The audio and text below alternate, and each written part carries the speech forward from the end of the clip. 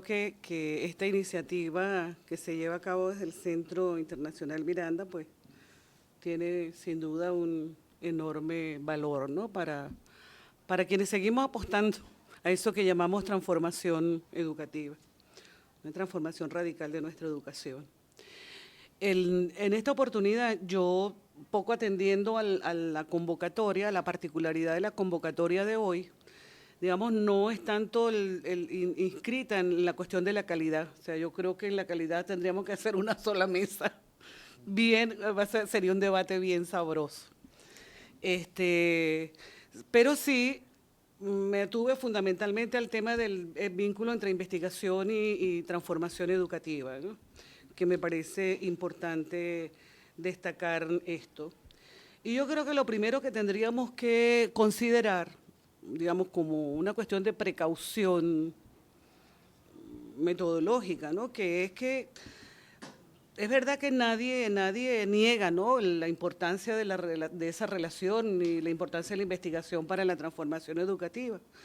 Pero, a mi juicio, no solemos plantearnos qué tipo de investigación es la que puede cumplir ese papel, y menos nos planteamos que para ello es preciso que la investigación ponga en juego otros modos de pensar, de decir, de hacer y de sentir. De manera que opté, sin que esto signifique que se vayan a tratar todos los aspectos, son más bien planteamientos gruesos, que de dos asuntos que yo considero que suelen resultar opacos más bien en los debates, ¿no? Uno de ellos es cuando nos planteamos el tema de la investigación y su relación con la educación, es la impostergable tarea de cambiar el modo de pensar. Y creo que aquí el punto de partida, como todos ustedes lo saben, tiene que ver con los problemas que nos sitúan o que derivan de lo que se ha llamado la crisis de los modelos epistemológicos que hemos heredado. Los análisis, todos los análisis que han venido dando cuenta de ello, muestran la inviabilidad de un modelo de pensamiento que hunde sus raíces en el siglo XVIII y que hoy sencillamente resulta incapaz para afrontar la complejidad de los problemas que nos interpelan este tiempo que vivimos. Junto a ello, o a eso se articula también el hecho de que la crisis de la educación, lo que también llamamos crisis de la educación, se sitúa también en un tiempo en el que se resignifican los referentes sociales, culturales, políticos, éticos, y también en el que se volatiliza la posibilidad de prescribir las prácticas sociales desde marcos de referencia únicos y unívocos. Creo que esta es una cuestión que tendríamos que tener presente, digamos, al momento de tratar con propuestas concretas, con lo que se llama programas concretos, etcétera, pero son unos marcos de referencia importantes. Rigoberto Urán solía decir que en su trabajo sobre la universidad, en distintos textos sobre la universidad, decía que sin reforma del pensamiento no hay reforma universitaria. Y yo creo que se trata de una sentencia que podemos ampliar, diciendo que sin reforma del pensamiento no hay reforma educativa. Pues allí se juega el proceso mismo de refundar la idea misma de educación y por ende de refundar la idea misma de investigación. Creo que en este sentido habría que pensar y plantearse que al menos digamos, la voluntad y la acción relacionada con las posibilidades de desplegar procesos de transformación educativa, si no están sustentadas en nuevas claves epistemológicas que propicien esos nuevos modos de pensar, de decir, de hacer y de sentir, estarían condenadas a dejar las cosas como están. Yo creo que hacemos mucho ruido, pero seguiremos de alguna manera dejando las cosas como están, al menos desde esta perspectiva, no desde otras. Yo creo que habría que hacer en este sentido, hacer explícita esa dimensión epistemológica del proceso de transformación, tanto de la educación como de la investigación. Y desde allí habría que pensar en este sentido. Al hacer explícita esta dimensión, buscamos dar densidad a las estrategias y a los programas de transformación en cada espacio en particular. Cuando estamos hablando de esto, de transformar los modos de pensar, de decir, de hacer ese sentido, no estamos refiriéndonos solamente a la educación universitaria. Eso es un proceso que debe, bueno, iniciarse desde los muchachitos.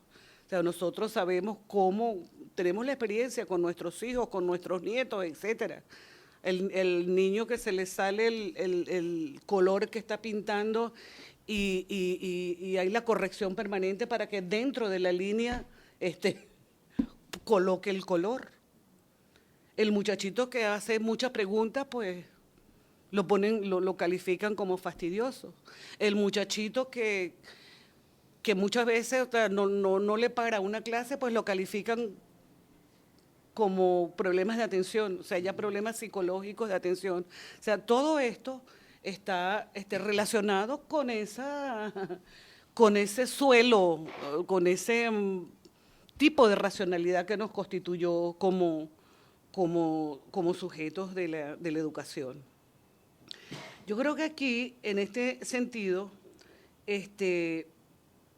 habría que abrir no solo una línea de debate, sino también de investigación como tal en torno a esto, que es el hecho de que los vínculos entre investigación y transformación educativa plantea la necesidad de indagar en esa enriquecedora discusión en torno a los postulados epistemológicos que apuntan fundamentalmente a rupturas con un modelo ya infecundo. No solo infecundo, sino dañino, dañino. Un poco lo que comentábamos nosotros allí, Luis y yo, en unas conversaciones por ahí. Creo que en este sentido, estos postulados vienen configurándose en lo que yo llamaría la confluencia de perspectivas diversas, pero que al mismo tiempo van trazando esos postulados, vamos a llamarlo esos criterios que orientan o que orientarían la propia creación intelectual, pero también que orientarían los propios procesos de formación, al interior del proceso educativo. Pienso, por ejemplo, en las perspectivas postestructuralistas, es decir, que le dieron un mazazo bien duro al racionalismo, bien duro. Me refiero aquí, por ejemplo, a Foucault, Deleuze, al paradigma de la complejidad, en el caso de Morán, a los posmodernistas críticos. Aquí no es fácil tampoco, porque de alguna manera cuando dice posmodernismo uno está como encasillando, pero bueno, al fin y al cabo también no es tradición de colocarle un nombre, pero son incluso a veces pensadores inclasificables. O sea, cuando uno los trabaja esto dice, bueno, son prácticamente inclasificables. Pero lo que sí está claro es que hay unas rupturas radicales con aquello que se nos dijo que era la ciencia, que era la verdad, que era el sujeto, que era el progreso, que era la historia, todo esto que se teje en nuestras propias prácticas cotidianas, pues, educativas, pero, o sea, que nos han constituido, pero incluso no somos muy conscientes de esto. Me refiero, por ejemplo, bueno, en el caso de posmodernistas críticos, si me permiten esa calificación, por ejemplo, nosotros tenemos grandes aportes aquí en Venezuela con Rigoberto Lanz. Quien trabaje la obra de Rigoberto Lanz, desde el punto de vista, así lo que planteó en el terreno educativo, universitario, en el terreno político, podrá derivar allí lecciones. Yo no diría que tanto es para decir lo que ellos dijeron, sino qué nos dan a decir hoy en la situación en la que poco estamos. Y desde luego, digamos, la perspectiva de transdisciplinariedad que, a mi juicio, podría pensarse más bien como el paradigma transcomplejo. O sea, el mismo Morán hace referencia a la transcomplejidad, y el mismo Nicolescu, por ejemplo, se plantea el tema del pensamiento complejo. Epistemología al sur, es decir, poco arrancando con Boaventura de Sousa Santos, pero también otros intelectuales de América Latina que han venido trabajando en esto. No es mi intención echarles el cuento de esto, sino sobremanera, fundamentalmente, indicar que estos postulados, podemos decir postracionalistas, orientan la posibilidad de reinventar los dos modos de pensar y hacer la educación, y desde luego la investigación sobre educación. ¿Por qué? Me parece a mí que proponen en este sentido la reinvención de una nueva relación con el conocimiento, con el saber y su enseñanza y aprendizaje, revitalizando el pensamiento crítico que permite la comprensión del presente y de los graves problemas que se ciernen sobre el planeta entero. Es decir, de ese planeta formamos parte nosotros. Asumiendo la formación para el ejercicio de ciudadanía con un sentido ético y de justicia, y confrontando las diversas formas de exclusión y de violencia. No son postulados meramente cognoscitivos. Es decir, allí se involucra por eso la complejidad, la multidimensionalidad. Ahí hay dimensiones éticas y dimensiones políticas en estos planteamientos que podemos considerar, digamos, como criterios de orientación. Son postulados que convocan a poner en juego un modo de pensar ajeno a los modelos a priorísticos para explicar lo real, y al establecimiento de demarcaciones predeterminadas para hacer encajar en ellas las realidades y los sujetos. Por ejemplo, las clasificaciones y disyunciones entre lo verdadero y lo falso.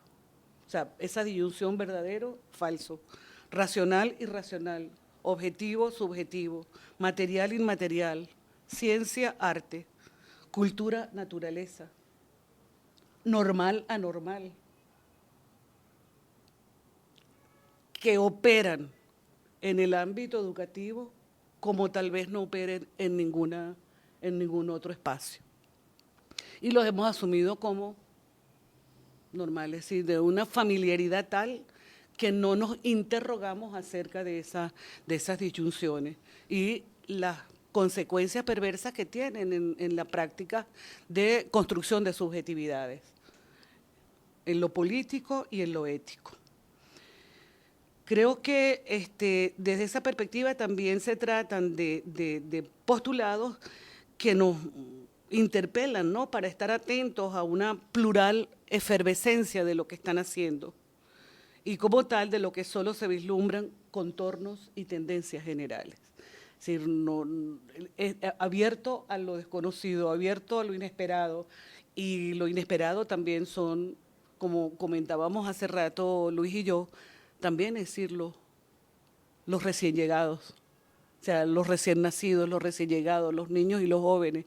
Es decir, desconocemos y tratamos a los niños y los jóvenes como cuando nosotros éramos también jóvenes, y desconocemos cómo se constituyen también sus subjetividades, pero también lo que en ellos hay de milagroso, de sorpresa, entonces, si se está solamente con el modelo de planificación de todo, pues indudablemente la apertura a lo desconocido, la apertura a ese milagro, la apertura a lo que no está planteado, las mentes indudablemente se cierran a esto.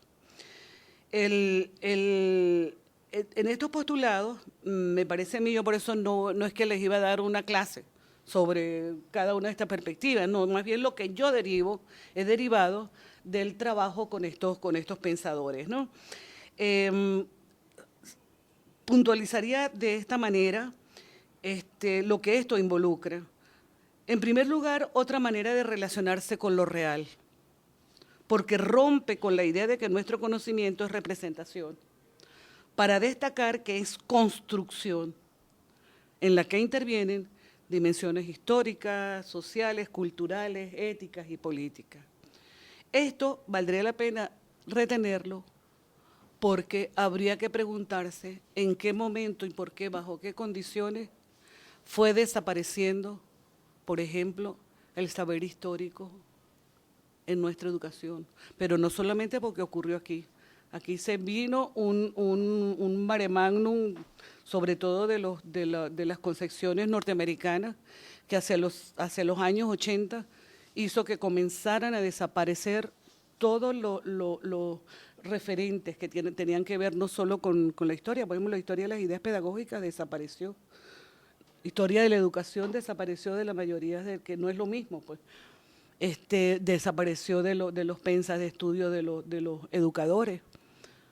No es casual, eso no es casual. Eso se relacionó mucho con todo aquel modelo conductista que se planteó precisamente y que arraigó, que se consolidó en esa década. Y no hemos hecho mayor cosa para revertir este asunto. Steiner, que es un pensador, tampoco es inclasificable también, George Steiner decía que uno de los grandes males de la educación en norteamericana, sí, era precisamente la amnesia programada, o sea, la amnesia que había sido planificada y que se llevaba a cabo a través de la educación y de los medios de comunicación. O sea, es un dispositivo, al fin y al cabo, ha sido un dispositivo de poder saber en este sentido. Y esta es una cuestión que para nosotros resultaría vital considerar. Implica además entonces un segundo elemento, que es otra manera de relacionarse con el conocimiento, no como dominio sobre el mundo natural y social y como dominio sobre los sujetos, sino como un ejercicio de responsabilidad implicada en la comprensión de los plurales reordenamientos sociales, culturales, políticos e intelectuales, sus lógicas y sus efectos. Otra manera de relacionarse con el conocimiento que convoca a instalarse en el carácter relativo del mismo, no como una especie de coartada, el estrechez de mira y del cinismo intelectual, sino como una postura abierta al ejercicio de creación intelectual asociado al ejercicio ético, así que es la transformación de nosotros mismos.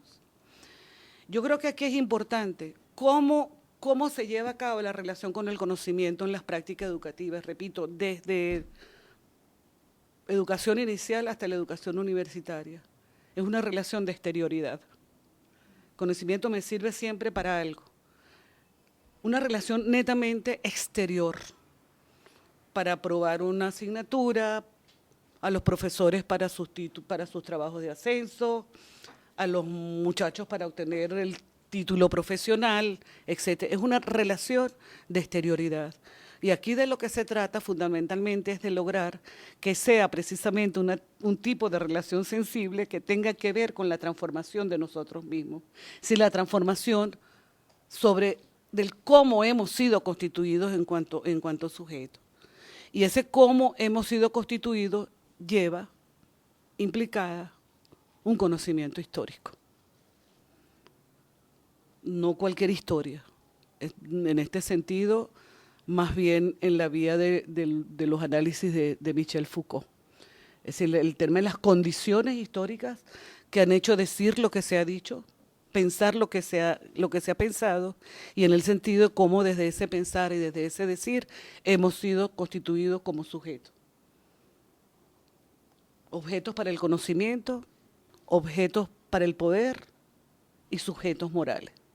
Entonces, esa es un área que está, digamos, un asunto al que no solemos prestarle mucha atención. Y en tercer lugar, relacionado con esto, lo que nos hacen decir estos replanteamientos epistemológicos es la constitución de sujetos de conocimiento y de acción que se hacen y rehacen con el arte de la resistencia o fuga a las codificaciones. Yo voy a dejar esto hasta aquí, 3 minutos. Yo te voy a agradecer algo. Hay un segundo elemento, no sé si tú quieres, después recortas allí, pero de verdad, bueno, calculé mal esto, pero me gustaría no dejar de plantear, porque tiene que ver con lo otro, que es una segunda cuestión que yo diría que sigue muy ausente en nuestros debates y en nuestras prácticas y en nuestra manera de mirar la transformación educativa, que es el asumir la educación como una acción ético-política. También lo vemos como algo exterior que llega, pero no a las prácticas mismas, a la educación misma como una acción ético-política. Y esto tiene que ver con lo siguiente.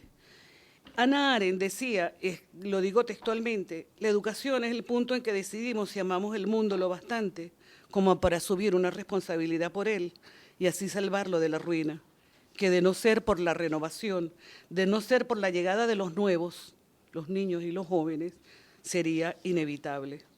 También mediante la educación decidimos si amamos a nuestros hijos lo bastante como para no arrojarlos de nuestro mundo y librarlos a sus propios recursos, sin quitarles de las manos la oportunidad de emprender algo nuevo, algo que nosotros no imaginamos, lo bastante como para prepararlos con tiempo para la tarea de renovar un mundo en común.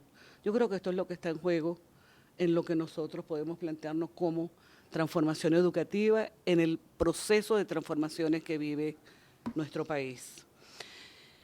Esto tiene que ver, y yo esto lo quiero resaltar, porque Arendt perteneció a esa generación de filósofos, como también fue Adorno, que vivieron, bueno, que fueron testigos de los horrores de la Segunda Guerra Mundial, del nazismo, etcétera. Y una cuestión que a ellos les preocupó fue precisamente el tema de educación. Decía, tenemos que educar para que esto no ocurra más.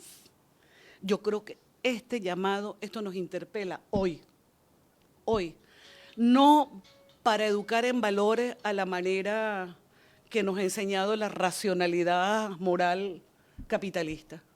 Es decir, no el conjunto de códigos, ¿verdad? Debes actuar así, debes actuar de esta manera. Al muchacho no se le dice, hazlo conmigo, vamos a hacerlo juntos, sino hazlo como yo.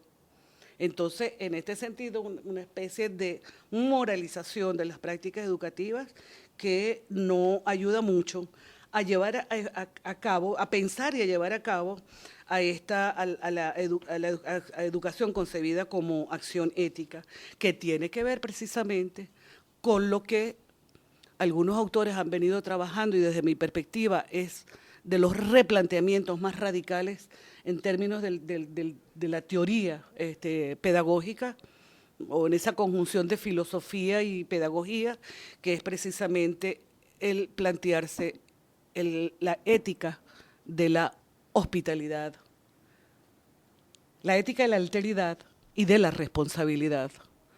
No la responsabilidad como deber ser, es hacerse responsable del otro. Entonces, por aquí circula uno de los aspectos que yo creo que es vitales para plantearnos en el proceso, en este debate y en el proceso mismo de reconfiguración de nuestra educación, este asunto. Es decir, la ética de la responsabilidad y de la hospitalidad y la responsabilidad, que al fin y al cabo lo que está allí en juego es la ética de la alteridad. A esto se conjuga, a esto se vincula una dimensión en tanto acción ético-política, que es la tensión entre pasado y futuro. Esa tensión forma parte de la educación cuando la asumimos como una acción ético-política.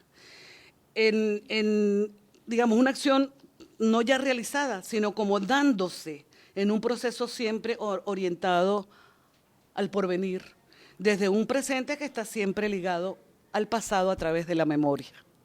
Entonces, no se trata tampoco del vínculo con el pasado para, digamos, recrearnos en lo que ya en la ruina, sino en la reinvención de aquello que hay que reinventar, ¿verdad? Para que la transmisión sea también una transmisión recreadora que nos vincula al pasado en forma de diálogo.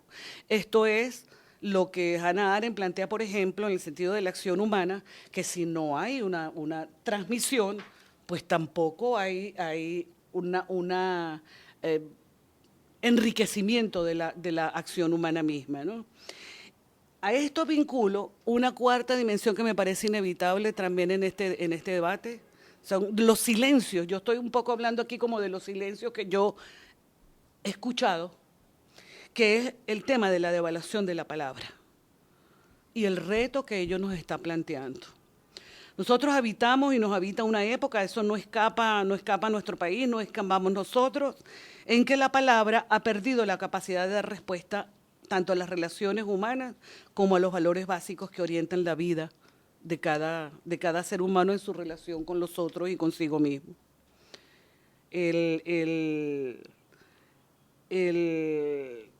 Steiner precisamente dice, ya no se articula, la palabra ya no se articula con todas las modalidades principales de la acción, el pensamiento y la sensibilidad, ni tiene que ver con todas ellas. El mundo de la palabra se ha encogido y esto está teniendo efectos fundamentales en los comportamientos, en nuestras relaciones con los otros y con nosotros mismos, ¿no? Esa clausura, por ejemplo, como dice también un filósofo español que se llama Emilio Lledó, dice que se trata de una terrible clausura de nuestro horizonte.